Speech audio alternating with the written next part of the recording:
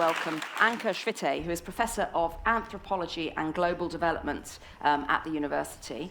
And her research focuses on the role of creativity and design in alternative forms of development, and her current project is exploring student housing co-ops. But she also works on what the best way of providing education is, a university education. And she's the author of a book called Creative Universities, Reimagining Education for Alternative Futures, which I was looking at yesterday. It was absolutely fascinating. And Anke is going to talk to us today about the history of activism at Sussex in the School of Global Studies, which of course used to be AFRAS. So welcome, Anke. Thank you, Claudia. Thank you.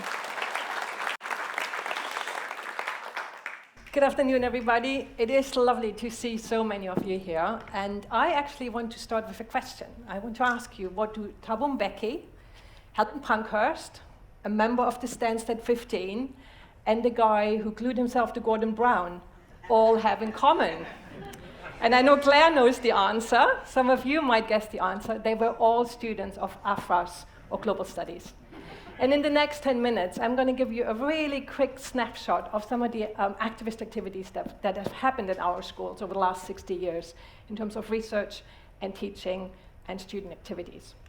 So Global Studies, where I've been teaching since 2014, is the proud descendant of the School of African and Asian Studies, better known as AFRAS, which was founded in 1964. In 2003, it became the School for Social Science and Cultural Studies, SOCO for short, and then in 2009, what is now Global Studies, and we are housed in the Artsy building, which some of you might have kind of walked through. Now, AFRAS, from the very beginning, it challenged existing conceptions around race, identity, culture, and the economy in the post-colonial world. And it did so by bringing together a really wide variety of subjects. So they were teaching on history, literature, politics, anthropology and geography, psychology, economics, and cultural studies. And you can see that in that way, AFRAS really was an embodiment of the founding spirit of Sussex as a new university where truly interdisciplinary teaching and learning could take place. Part of AFRAS, which has definitely carried over onto Global Studies, has always been a radical identity in a focus on activism both academically and in practice. And from the beginning it was because a number of early staff and students were coming from countries that were struggling for independence or had recently become independent.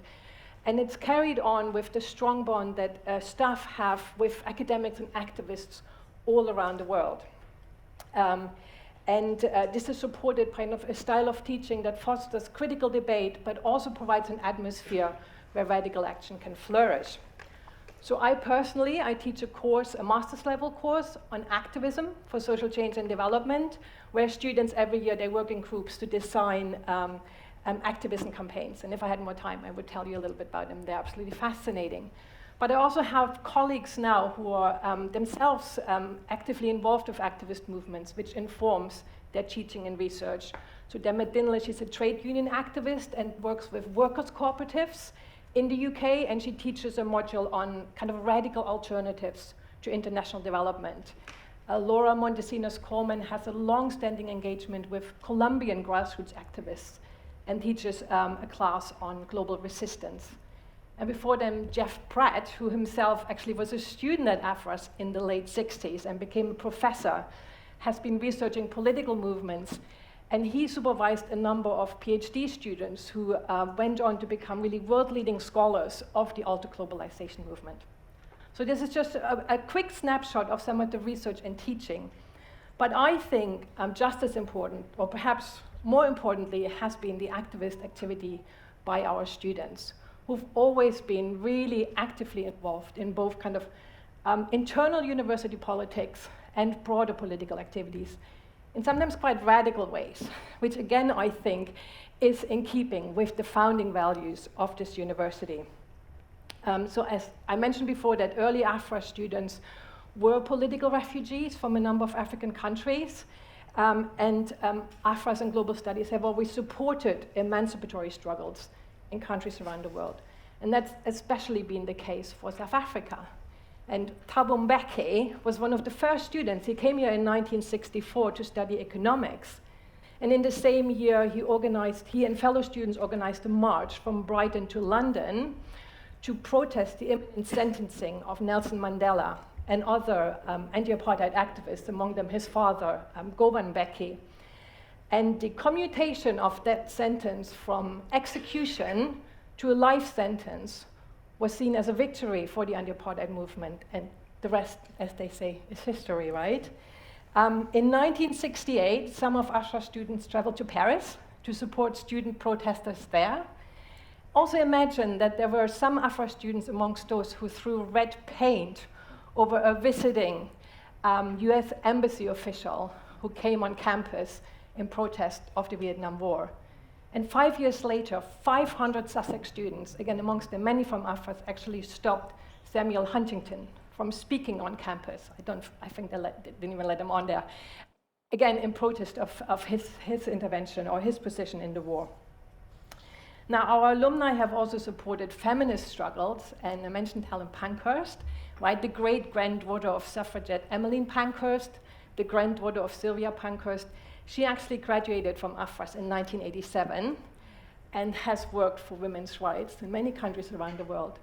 Now, we also had a number of staff and students who went to Greenhen Common, the peace camp in the early 80s, right, to protest nuclear weapons. And incidentally, or probably not incidentally, our news vice chancellor lived at the camp at the same time and has actually written about women's experiences at Greenham. So I thought that was quite neat.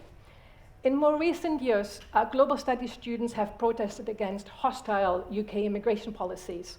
So in 2017, you might remember the Stansted 15, a group of human rights activists who stopped a deportation flight taking off from Stansted Airport. One of them was a global studies student.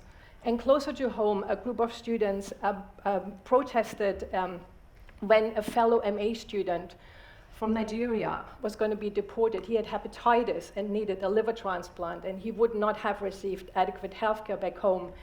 And students demanded that the Sussex senior management do more to support Lukman's case.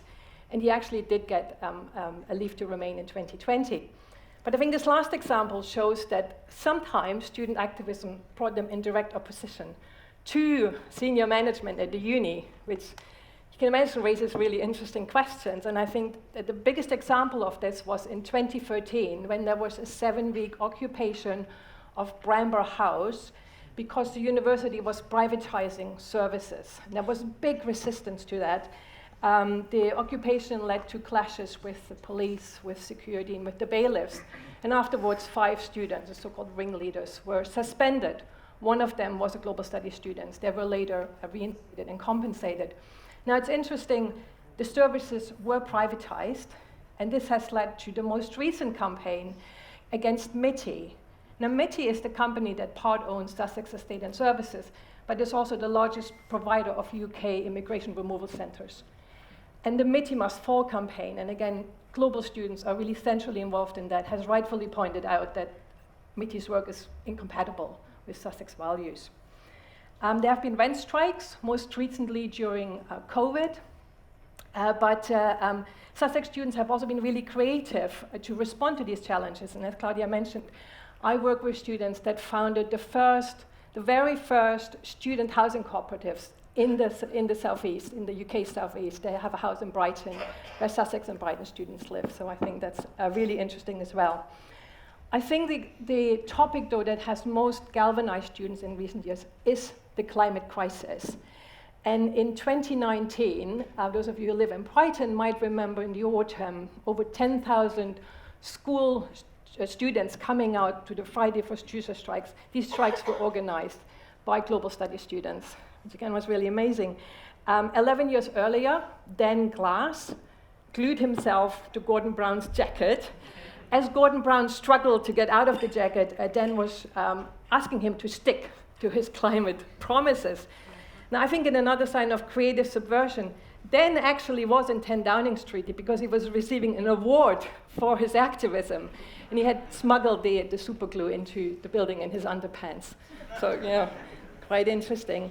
Now, in 2018, another global studies student was part of a group that sued the UK government over the continued plans to expand Heathrow Airport on the grounds that this expansion does not take into account the government's own commitments to climate change. And initially, the courts ruled in their favor. Unfortunately, the Supreme Court later overturned the ruling. But it was the world's first ruling to be made on the basis of the Paris climate agreements, so setting a really important legal precedent. So I think my time is up. I've just given you a really quick snapshot of the many examples of activism, AFRAS to global studies. And I hope you've seen, even from those examples, that our staff and students have been involved over the last 60 years in really important social change. Thank you so much.